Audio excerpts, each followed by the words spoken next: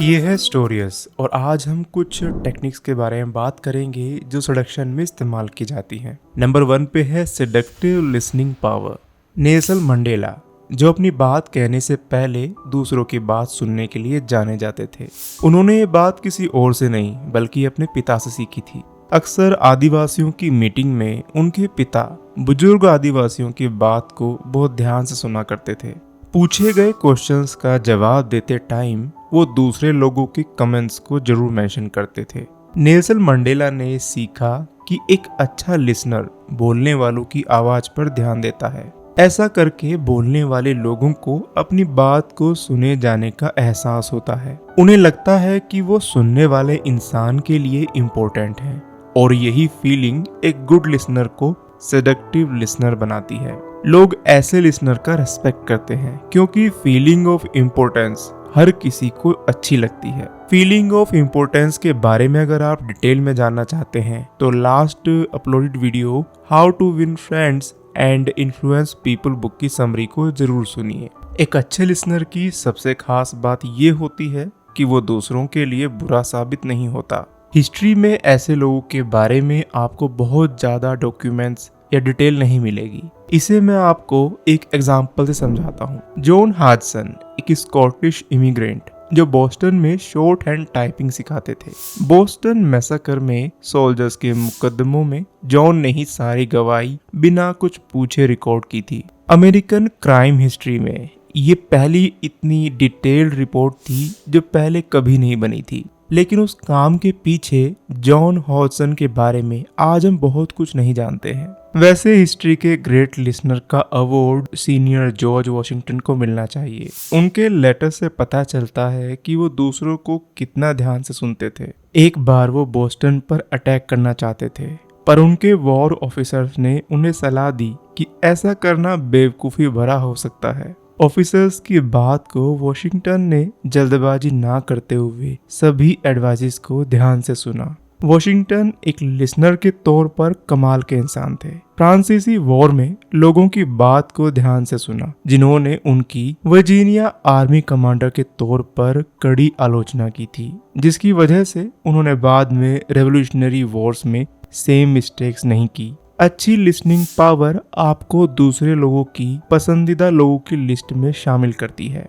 क्या आप में से किसी ने एक्टिव लिसनिंग के बारे में सुना है? अगर आपको एक्टिव लिसनिंग करना आता है तो दूसरे लोग आप में आसानी से ट्रस्ट रखने लगेंगे। एक्टिव लिसनिंग के बारे में थोड़ा डिटेल में बात करते हैं। कुछ इजी स्टेप्स हैं जो हमें फॉलो करने पड़ते हैं। First point, choose correct space. अक्सर जब लोग आपके साथ अपनी किसी बात को शेयर करना चाहते हैं तो आप भीड़ से थोड़ा अलग जाकर बात कीजिए जहां आप सामने वाले की बात को ध्यान से सुन सकें। पॉइंट 2 है बी प्रेजेंट। अपने फोन को साइड में रखें। बातचीत के बीच में बार बार फोन चेक करना ये दिखाता है कि बातचीत में आपका कोई इंटरेस्ट नहीं है। नेक्स्ट पॉइंट है लिसन टू अंडरस्टैंड। इसके लिए आपको अपने ब्रेन को कंटिन्यूअसली ट्रेन करना पड़ेगा। ब्रेन का इंफॉर्मेशन को समझना भी जरूरी है। आपसे जो बात की जा रही हो वो आपको पूरी तरह समझ भी आनी चाहिए। पॉइंट है अवॉइड योर मैटर्स। अक्सर लोग जब हमें कोई बात बताते हैं तो वो बस इतना चाहते हैं कि उन्हें सुना जाए। ऐसे में आपको उन्हें बीच में रोककर तुरंत सलूशन देना शुरू नहीं करना चाहिए। हाँ, पर आप कॉन्वर्सेशन से रिलेटेड डीप क्वेश्चंस पूछ सकते हो।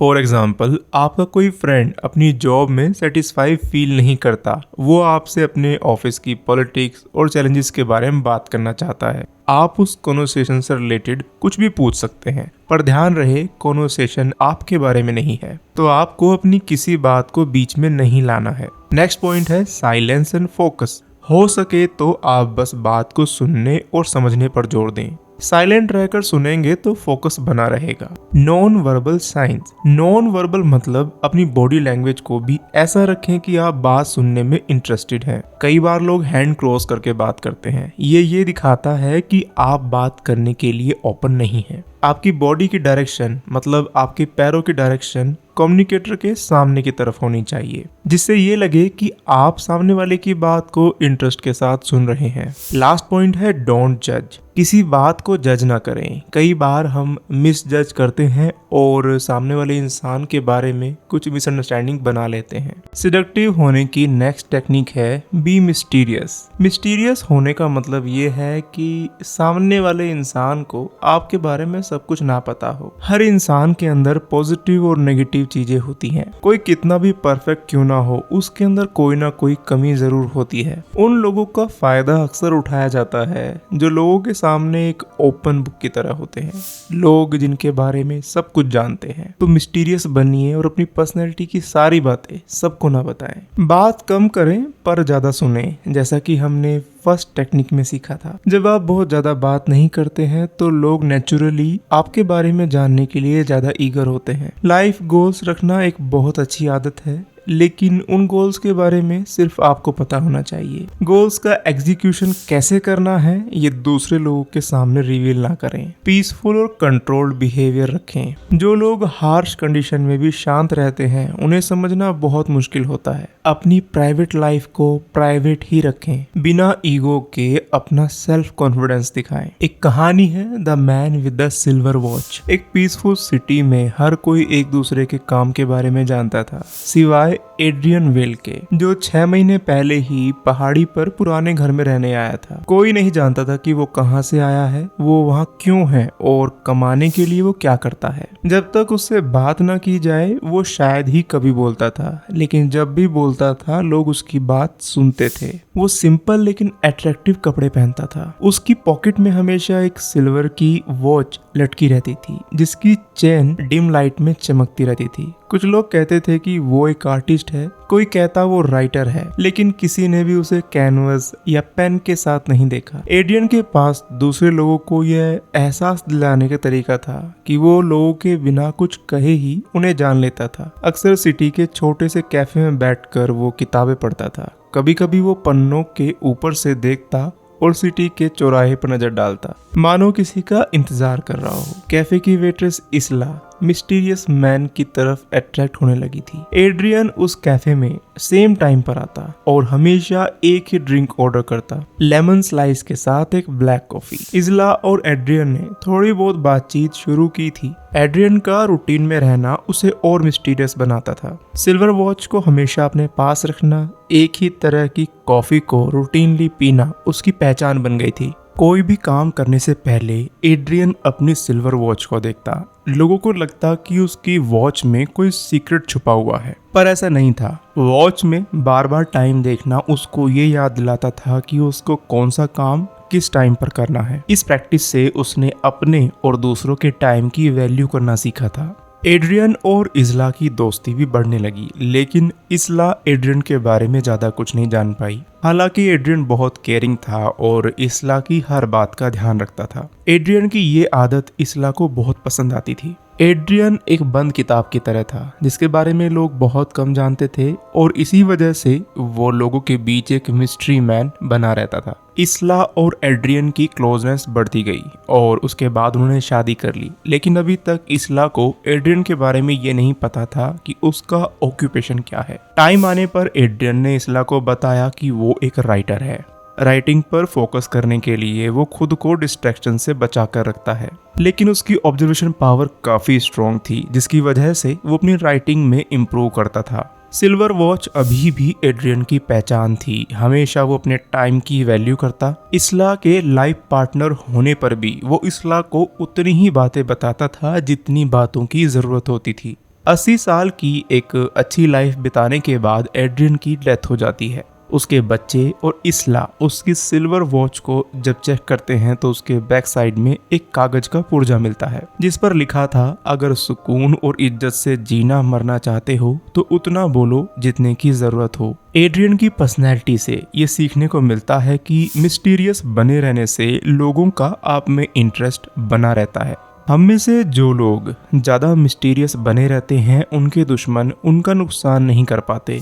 एक कहावत भी है, बंद मुट्ठी लाख की, खुल गई तो खाक की। बातों को हजम करना सीखो। अगर किसी ने आपको कोई बात बताई है कि किसी से मत कहना, तो उस बात को कभी भी किसी से शेयर मत करो। जब आप लोगों की बातों को इधर उधर करते हो तो दूसरों में आपके लिए ट्रस्ट कम हो जाता है। ट्रस्ट के साथ साथ आपकी वैल्यू भी कम हो जाती है। थर्ड और लास्ट पॉइंट है डेवलप हिडन टैलेंट। ये वो हिडन टैलेंट नहीं है जिसका आपको ना पता हो, ये वो टैलेंट है जो लोगों की समझ में ना आए।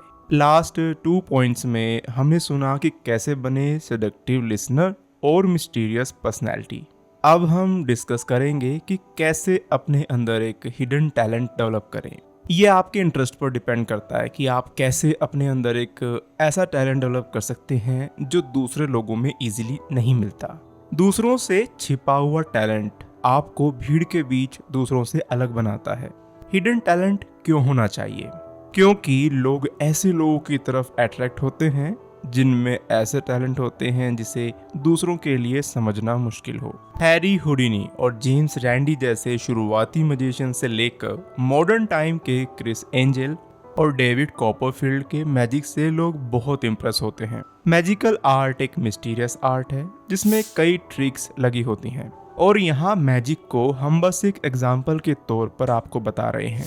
आप में कोई भी हिडन टैलेंट हो सकता है जो मैक्सिमम लोगों की समझ से परे हो। मैक्सिमम किस लिए कहा? क्योंकि किसी ना किसी को तो समझ में आ ही जाएगा। अब ये जानते हैं कि लोगों को मैजिक क्यों पसंद आता है। जिन क्वेश्चंस के हमें आज तक आंसर नहीं पता है, हमें वो क्वेश्चन बहुत पसंद आते हैं। जो चीज़ें हमें सरप्राइज करती हैं उसमें आपका इंटरेस्ट आ ही जाता है। तो ये वीडियो यहीं पर ख़त्म होती है। आपको वीडियो कैसी लगी अपना फीडबैक कमेंट सेक्शन में ज़रूर लिखें। हमने नोटिस किया है कि बहुत सारे लोग वीडियो देखते तो हैं लेकिन वो चैनल को सब्सक्राइब नहीं करते। आपसे एक रिक्वेस्ट है, प्लीज़ चैनल को सब्सक्राइब करें ताकि हमें मोटिवेशन मिले और इसी तरह से अच्छा कंटेंट आपके लिए लाते रहें। हमारे दूसरे चैनल स्टोरीज शॉर्ट्स को सब्सक्राइब करना ना भूलें। तो फिर मिलते हैं आपसे एक नई वीडियो के साथ, तब तक के लिए नमस्कार।